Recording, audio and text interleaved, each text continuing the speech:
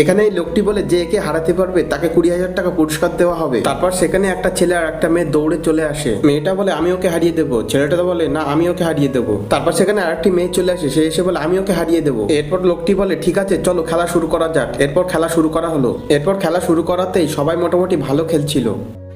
এরপরে যতক্ষণ খেলা চলছে ততক্ষণে তোমরা ভিডিওটিতে একটি লাইক করে চ্যানেলটি সাবস্ক্রাইব করে দাও আর কমেন্টে জানিয়ে দাও কার কার ক্রিকেট খেলা খুবই পছন্দের।